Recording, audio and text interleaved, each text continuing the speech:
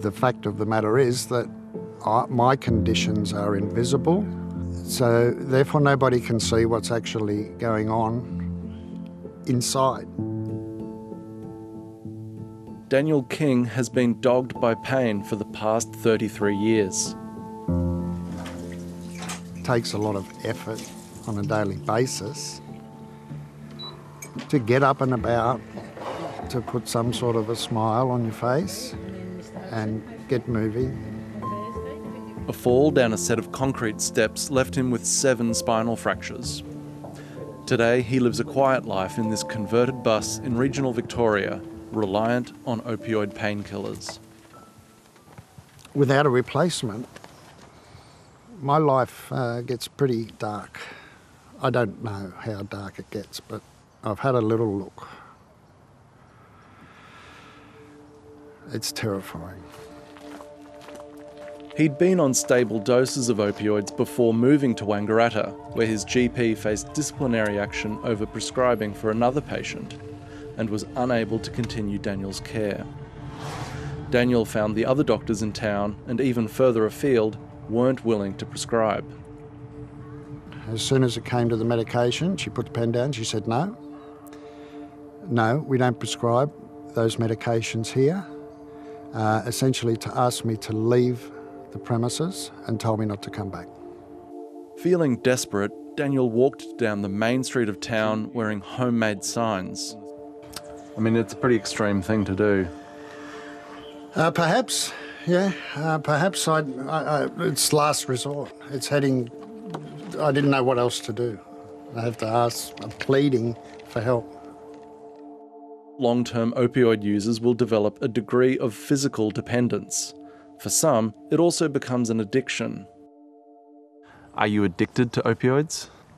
I always think that I probably physically am. Mentally, I'm not. And I'll tell you why, because if there was any other product that could provide me with the relief that I have most of the time, I'd be taking it.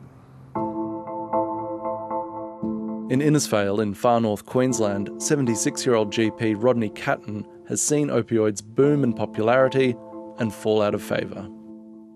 In some quarters, I'd probably be seen as a very poor doctor for stooping to such a low level as prescribing opioids. The younger doctors coming through are very tough on opioids. Many of them do not want to be involved. Authorities warn long-term opioid use carries risks, including addiction, fatal overdose, and even increased sensitivity to pain. The Therapeutic Goods Administration says they are no better than placebos for chronic pain unrelated to cancer. Opioids do not fix chronic pain.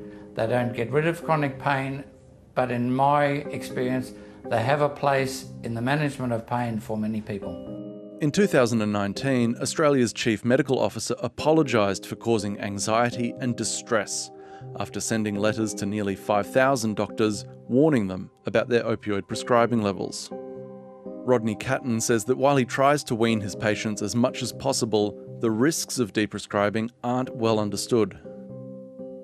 I try to avoid the risk of suicide, depression, feeling uncomfortable, being unable to function in society or in their job if they work.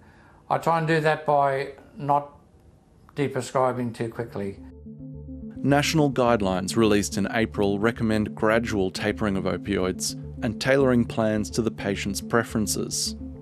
A survey last year by Chronic Pain Australia found 22% of respondents had experienced forced tapering.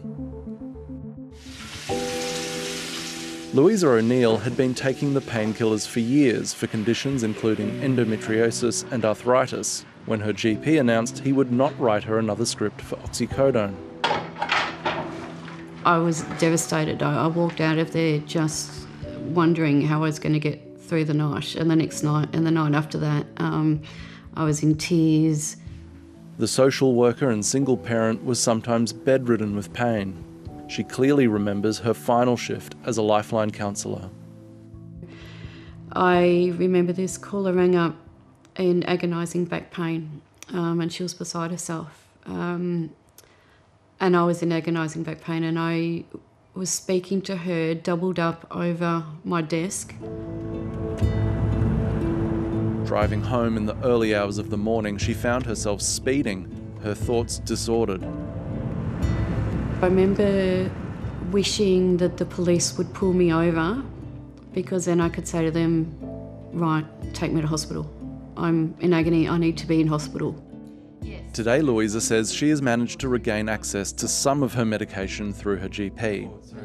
She's aware of the risks of long-term opioid use, including addiction, but says discontinuing carries its own dangers. Yeah, a few weeks ago. Well, the extreme is that people will take their lives.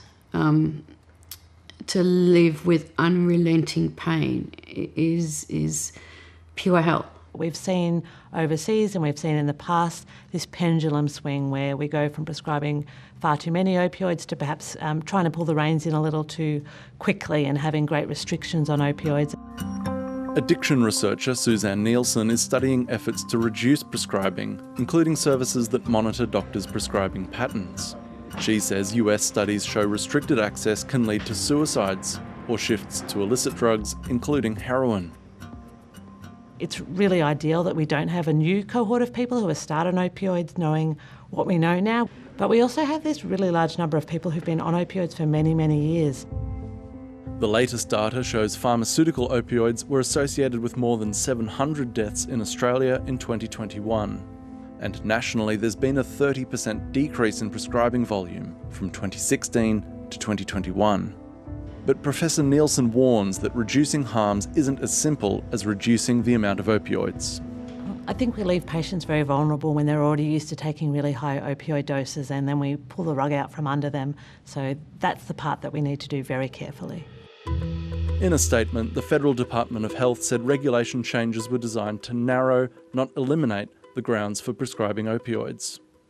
The changes do not require prescribers to rapidly deprescribe for patients with chronic pain.